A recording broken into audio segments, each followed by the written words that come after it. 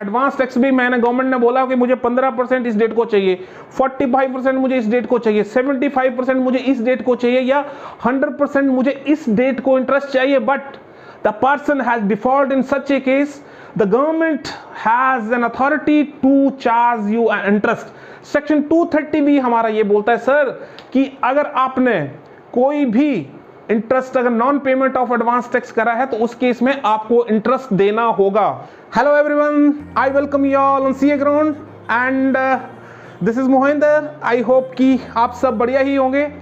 तो आज हम बहुत इंपॉर्टेंट टॉपिक पे बात करने वाले हैं जिसका नाम है एडवांस टैक्स। तो एडवांस टैक्स की क्या डेट्स होती हैं, क्या उसके इंटरेस्ट होते हैं, कितने टाइप के उसके इंटरेस्ट लगते हैं, तो इसको जान लेना आपके लिए बहुत ज़रूरी है। क्योंकि यार गवर्नमेंट का ये कहना है कि यार ऐसा नहीं हो सकता कि आप मुझे इस साल में अर्निंग करो, आप मुझे अगले साल देते रहना, जब जो है आप मुझे रिटर्न भरोगे। अगर आप इस साल में अर्निंग करने हो तो आप मुझे इसी साल में पेमेंट करो, ये गवर्नमेंट का कहना है यार। ठीक है, वो नहीं चाहते कि आप इसको इतने टाइम के लिए आप इसको होल्ड करके रखो कि यार जब भी आप रिटर्न भरोगे तब आप टैक्स देते रहना। तो ऐसा नहीं होता था। उस केस में हमारे लिए एक एडवांस टैक्स के कुछ प्रोविजंस हैं सेक्शन 208 से लेके 219 तक के। ये इनकम टैक्स में हमारे प्रोविजंस हैं रिलेटेड टू एडवांस टैक्स। ठीक है, तो सबसे पहले हमारे पास बात करते हैं कि liability of payment of tax. हर साल जो है आपका फाइनेंशियल ईयर 1 अप्रैल से स्टार्ट होने वाला है, जैसे कि होता है। तो जनरली अभी 1 अप्रैल 2022 से हमारा नया फाइनेंशियल ईयर स्टार्ट होने जा रहा है। तो उस केस में गवर्नमेंट का ये कहना है कि सर आप मुझे अप्रैल से लेके 31 मार्च तक का जो भी मैंने इंस्टॉलमेंट बनाई है आप मुझे उस हिसाब से जो है अपना एडवांस टैक्स देते रहो। ठीक है, चाहे वो फिर कॉर्पोरेट एसएससी हो या फिर आपका इंडिविजुअल एसएससी हो, उस दोनों केस में आपको जो है एडवांस टैक्स देना होगा। ठीक है, उसके बाद सेक्शन 208 हमारा ये बोलता है कि जो भी पर्सन जिसकी ऑब्लिगेशन बनती है एडवांस टैक्स देने की, अगर उसकी एडवांस टैक्स में या टोटल टैक्स उसका 10,000 से कम है तो कोई बात नहीं, आप मुझे यार सेल्फ असेसमेंट करते वक्त जो है देते रहना। उस केस में आपको जो ये इंटरेस्ट है लेट पेमेंट्स का या फिर आपको डिपॉजिट ना करने का, आप मुझे मत देना।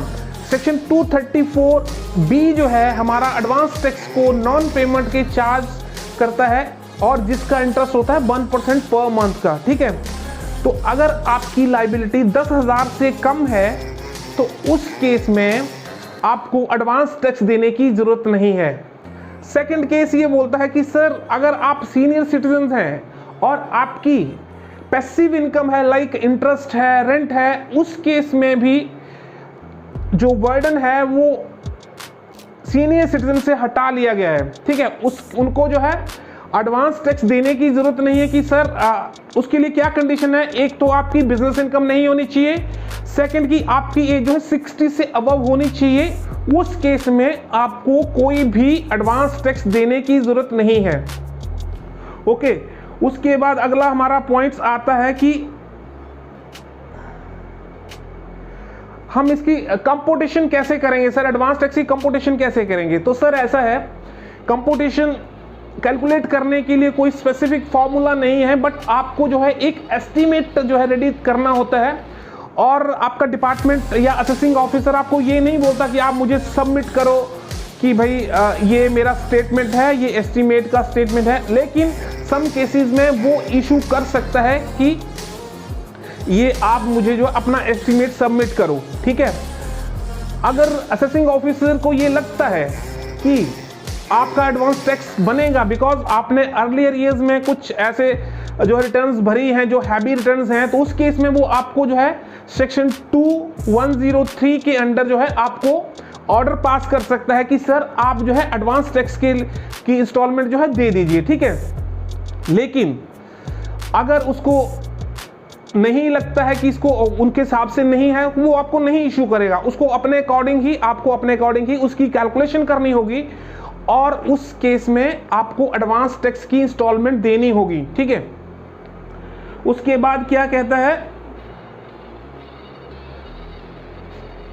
अगर आपने प्रीवियस ईयर्स में जो भी रिटर्न्स भरी हैं आप उसके अकॉर्डिंग जो है अपनी जो एस्टीमेट्स है वो इनकम का, करंट इनकम का जो है वो कैलकुलेट कर सकते हैं, और जो भी प्रीवियस ईयर में जो हैवी रिटर्न गई है उसके अकॉर्डिंग जो है आप एडवांस टैक्स की कैलकुलेशन कर सकते हैं। और उस केस में जो है आप अपना टीडीएस का अमाउंट जो है वो कम करके कि भाई मेरा इतना अमाउंट जो टीडीएस का कट चुका है, और उस केस में आप क्या करेंगे कि उस अमाउंट को जो है वो लेस कर लेंगे। जो भी आपका अमाउंट टीडीएस का कट चुका है उस अमाउंट को कम करके आप जो है ये अपना एडवांस टैक्स का अमाउंट जो है वो स्पेसिफिक डेट से पहले आप दे देंगे। मैं अभी डेट की बात करूंगा कि आपको कौन कौन सी डेट में ये पेमेंट करनी होती है और कितना % का आपको करना होता है, ठीक है।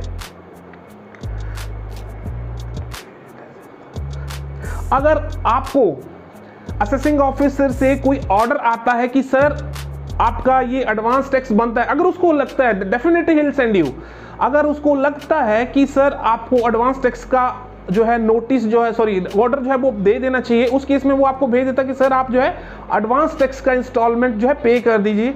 लेकिन आपको अगर लगता है कि उसके अकॉर्डिंग ये उससे नीचे जो भी, जैसे उसने ऑर्डर पास किया कि सर आपका 1 लाख का एडवांस टैक्स बनता है, लेकिन आपको ये लगता है कि नहीं सर मुझे तो एडवांस टैक्स मेरा 75,000 बनता, in such a case you have to consider your own calculation, उसके अकॉर्डिंग आपको एडवांस टैक्स देना है। लेकिन अगर आपको लगता है कि ऑर्डर उसका कम है और मेरी जो एडवांस टैक्स है वो हायर है, तो उस केस में आपको हायर के हिसाब से देना है, ना कि उसके लोअर के हिसाब से, क्योंकि उसने अपने प्रीवियस ईयर्स की कैलकुलेशन करके आपने ऑर्डर जो है उसने दिया है आपको, ठीक है।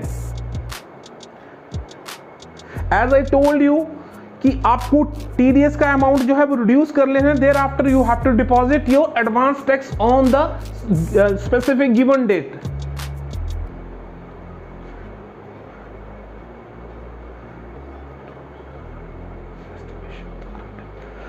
अमाउंट की जो कैलकुलेशन होती है एडवांस टैक्स की 2 तरीके से होती है, या तो आपके सेल्फ कैलकुलेशंस पे होती, सेल्फ एस्टिमेट्स पे होती है, या फिर अगर आपको असेसिंग ऑफिसर से कोई ऑर्डर आता है सेक्शन 2103 या सॉरी 3 या 2104 के अकॉर्डिंग, ठीक है।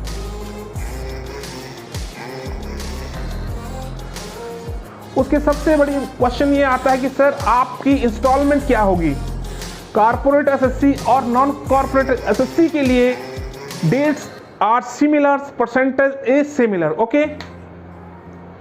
नंबर 1, सबसे पहली इंस्टॉलमेंट आपकी फर्स्ट इंस्टॉलमेंट बनती है 15 जून की, जिसमें आपको टोटल टैक्स का 15% जो है आपको अकाउंट में अपने जमा करवाना होगा। Let's say advance tax has a tax, जैसे होता है बैंक में जमा करा दो, कहीं से भी करा दो, ऑनलाइन पेमेंट कर दो, it's your wish. The second case is, और second date is that is 15th September. The second installment is 15th September. In this case you have to deposit 45% of the total tax. Third instalment आपकी बनती है 15 दिसंबर को, जिसका जो है 75% tax जो है आपका जमा हो जाना चाहिए, और 15th मार्च को आपकी इंस्टॉलमेंट बनती है, जहां पे आपका 100% टैक्स जो है गवर्नमेंट के पास पहुंच जाना चाहिए, नहीं तो सर आपको इंटरेस्ट चार्ज होगा। और जब आपका टैक्स का अमाउंट हैवी होता है तो उसका जो इंटरेस्ट होता है वो पोर्शन भी बहुत ज़्यादा बढ़ जाता है, ठीक है। अब हम बात करते हैं कि अगर किसी टाइम आपका 15 मार्च तक को टैक्स जमा नहीं होता है जो इंस्टॉलमेंट है, तो उस केस में आप 31 मार्च से पहले भी अगर अपना टैक्स जो डिपॉजिट कर देते हैं तो भी वो फाइनेंशियल ईयर में पेमेंट काउंट की जाती है, एडवांस टैक्स को काउंट कर लिया जाता है। अगर जिस दिन आपकी लास्ट डेट होती है पेमेंट करने की, अगर उस दिन हॉलीडे है, बैंकिंग हॉलीडेज है, in such a case the next date will be considered as the active date. उस डेट में जैसे 15 मार्च को आपको ड्यू डेट है और उस दिन संडे आ गया या गवर्नमेंट हॉलीडे आ गया, in such a case 16th March will be considered the date of payment of tax. तो उस केस में आपको कोई भी इंटरेस्ट चार्ज होने वाला नहीं है।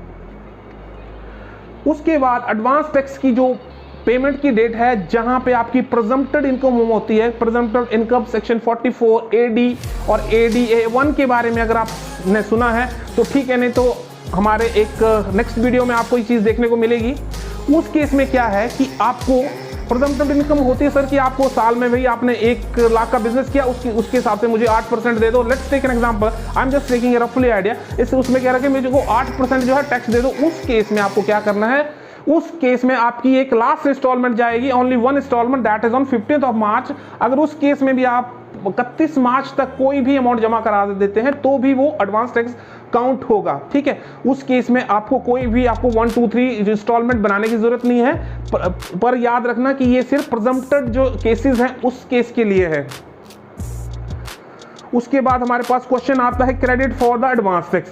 सेक्शन 219 हमारे को ये बोलता है कि सर आपने जो भी टैक्स डिपॉजिट कराया है, ऑनलाइन में कराया है, चालान के थ्रू कराया है, वो सेफली आपके अकाउंट में क्रेडिट कर दिया है। तो उस केस में जब भी आप जो है ऑनलाइन चेक करते हैं तो उस केस में आपको एडवांस टैक्स का जो है कॉलम दिख जाता है कि भाई ये अमाउंट यहाँ पे रिफ्लेक्ट कर रहा है। जो भी आपने इंस्टॉलमेंट, चाहे 1 है, 2 है, 3 है, whatever the instalment you have paid, that is no reflected in the column of your returns, ठीक है। तो उस केस में क्या है, वो सारा का सारा अमाउंट जो भी आप पे करते हो, चाहे वो कितना बड़ा अमाउंट है, वो सारा का सारा आपको अमाउंट रिफ्लेक्ट होने लगता है एडवांस टैक्स का। सर अब क्वेश्चन आता है कि जो भी हमारे डिफॉल्ट करते हैं एडवांस टैक्स भी, मैंने गवर्नमेंट ने बोला कि मुझे 15% इस डेट को चाहिए, 45% मुझे इस डेट को चाहिए, 75% मुझे इस डेट को चाहिए, या 100% मुझे इस डेट को इंटरेस्ट चाहिए, but the person has default in such a case, the government has an authority to charge you interest. Section 230 भी हमारा ये बोलता है सर कि अगर आपने कोई भी इंटरेस्ट अगर non payment of advance tax करा है तो उस केस में आपको इंटरेस्ट देना होगा। 234 भी हमारा ये बोलता है कि अगर आपने कोई इंटरेस्ट जो है, सॉरी, एडवांस टैक्स नहीं दिया है तो आपको 1% के हिसाब से पर मंथ का जो भी अमाउंट आउटस्टैंडिंग आता है, लेट्स से कि आपने पूरा टैक्स जो है आपका 31 मार्च 2022, अभी देखिए फाइनेंशियल ईयर हमारा 1 अप्रैल 2021 से लेके 31 मार्च 2022 तक अभी खत्म होने वाला है, ठीक है। 31 मार्च 2022 को आज 30 मार्च 2022 है। उस केस में अभी 31 मार्च को हमारा फाइनेंशियल खत्म होने वाला है, लेकिन जैसे कि आपकी लायबिलिटी है आपकी एडवांस टैक्स की 1 लाख रुपए की। अब आपने क्या किया कि भाई इस टैक्स को आपने नहीं जमा कराया एडवांस टैक्स में। जब आपका लेट्स से कि आपका भाई आपका 1 लाख रुपए था, 1 लाख रुपए था, चलो आपने भाई उसमें से 80 हज़ार रुपये जमा करा दिया है। अब जो 20,000 बच गया, उस केस में आपको क्या करना होगा सर कि आपको जो 20,000 का जो भी इंटरेस्ट लगेगा वो 1% के हिसाब से लगेगा, और जितने महीने में आप जमा कराओगे, लेट्स से कि आपने रिटर्न भरे अक्टूबर में जाके, तो सर आपको अप्रैल, मई, जून, जुलाई, अगस्त, सितंबर, अक्टूबर तक के आपको 7 महीनों का इंटरेस्ट 1% के हिसाब से देना होगा 20,000 का, क्योंकि जो दे दिया आपने वो तो एडवांस टैक्स में चला गया। लेकिन अगर आपका जो नहीं दिया है, आपने भाई पेमेंट तो नहीं करी, आपका जो भी इंटरेस्ट जो बच गया, सॉरी इंटरेस्ट नहीं, जो बैलेंस अमाउंट बच गया एडवांस टैक्स का, अगर आपने वो नहीं दिया तो आपको 1% के हिसाब से आपको इंटरेस्ट देना है। ये सेक्शन 234 भी हमारा बोलता है, ठीक है। उसके बाद सर एक और चीज आती है कि अगर आपने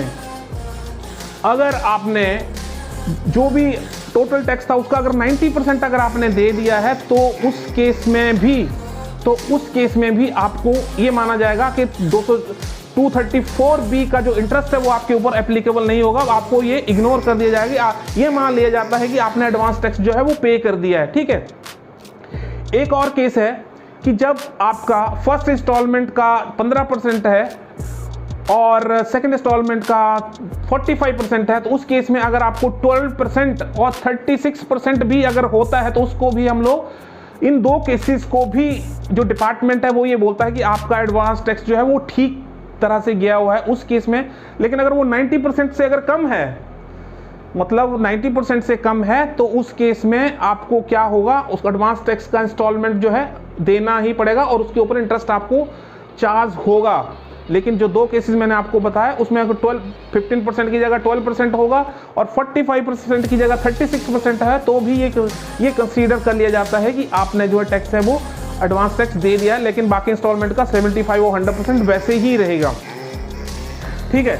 उसके बाद हमारे पास इंटरेस्ट का जो भी आपने इंटरेस्ट कैलकुलेट करना है उसके लिए आपको भाई आपको टीडीएस कम करना है, सेक्शन 89 का जो रिलीफ है जो मैंने आपको बता रखा है एक दूसरी वीडियो में, आप चेक कर लीजिएगा वहां पे जाके, यू विल फाइंड देयर जो सेक्शन 89 का जो रिलीफ मिलता है उसको कम कर लेंगे। उसके बाद 115 जेडी का जो भी 115 जेडी का जो भी आपको जिसको मैट बोलते हैं जो क्रेडिट मिलता है उसको रिड्यूस कर लेंगे, जो भी बचेगा उसके हिसाब से आपको एडवांस टैक्स जो है देना है। और इसके अलावा हम लोग एक और सेक्शन की बात करते हैं जो और एडवांस टैक्स पे चार्ज होता है, सेक्शन 234C। सर ये क्या होता है? हाँ भाई बिल्कुल होता है, एडवांस टैक्स पे ही होता है। अब जैसे सर आपने बोला आपको इंटरेस्ट आपको एडवांस टैक्स चाहिए 15% चाहिए, सर आपने 15% नहीं दिया, आपने 10 दिया। आपका लेट्स टेक एन एग्जांपल कि भाई आपका जो टोटल टैक्स था वो 1 लाख रुपए था, ठीक है, तो आपको क्या करना था, 15,000 आपको 15 जून को दे देना चाहिए था, लेकिन सर आपने नहीं दिया। आपने क्या किया, आपने 10% दिया। सर आपने क्या कर रहा, तो उस केस में जो 5% बच गया 15,000 का, सिर्फ आपने 5,000 शॉर्ट दिया। आपने जो शॉर्ट दिया, जो सेक्शन 234C है इंटरेस्ट का, वो ये बोलता है सर कि आपने जो भी शॉर्ट पेमेंट करी है अपने एडवांस टैक्स की, उस केस में भी मुझे इंटरेस्ट चाहिए, तो definitely it will be charged to you and you have to pay. You cannot do anything because it is the motive of the government to take tax on time. Okay, now अगर वो 15,000 की बजाय 10,000 देता तो 5,000 का जो 3 महीने का जो शॉर्टफॉल है वो आपको देना होगा। लेट्स से कि जून, जुलाई, अगस्त, सितंबर, आपको 3 महीने का 1% के हिसाब से शॉर्ट देना होगा। सिमिलरली आपका 15 सितंबर को सेकंड इंस्टॉलमेंट था, आपका 45% जो है टैक्स जो वो जाना चाहिए था, लेकिन आपने क्या किया, सर आपने 30% दिया, लेकिन जो 15% का आपने शॉर्टफॉल किया, आपका जो 45,000 था वो टैक्स चला जाना चाहिए था। आपने क्या किया भाई, आपने क्या किया, 45 की जगह भाई आपने 20,000 जो है टैक्स दिया।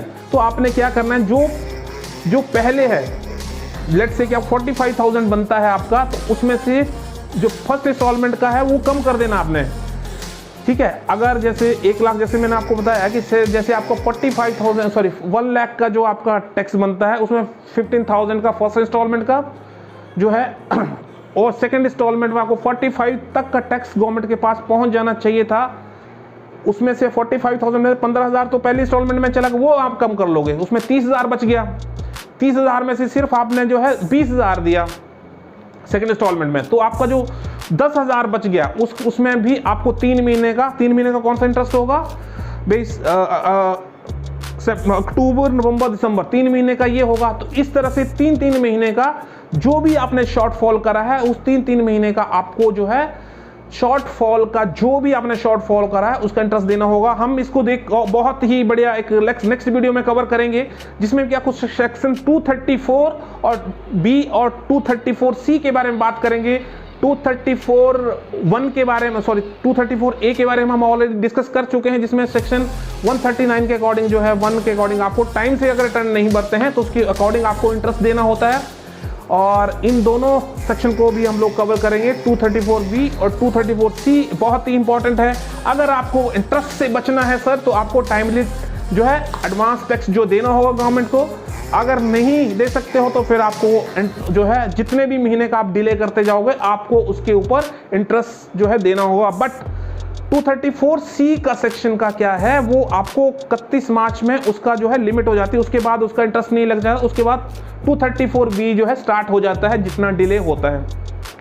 आई hope the maximum point has clear to you. And एक और चीज़ है, 234 सेक्शन जो है आपका कैपिटल गेन की अगर कोई इनकम है, उसकी वजह से अगर वेरिएशन आ रहा है तो उस पर नहीं लगेगा। उसके बाद आपकी वो जो बिजनेस इनकम अगर वो फर्स्ट टाइम में क्रूज और अराइज हो रही है फर्स्ट टाइम में, तब उस केस में नहीं लगेगा। और तीसरा केस हमारे पास ये आता है कि बोलता है कि अगर कोई भी आपकी विनिंग फ्रॉम रेसेस और हॉर्सेस से है, तो जैसे लॉटरी से इनकम है कोई या विनिंग फ्रॉम हॉर्सेस, तो उस केस में भी सर आपको उसके ऊपर 234C का सेक्शन लागू नहीं होगा। उस केस में आपको कोई जो है ये इंटरेस्ट चार्ज नहीं किया जाएगा शॉर्टफॉल का। ओके, और ये था हमारा छोटा सा टॉपिक। और 234 इनके जो एग्जाम्पल के थ्रू हम लोग समझेंगे, ये हम नेक्स्ट वीडियो में बात करते हैं। तब तक के लिए thank you so much. I hope you are doing well and your study is going on rocking, I hope, and all is good, so thank you. Let's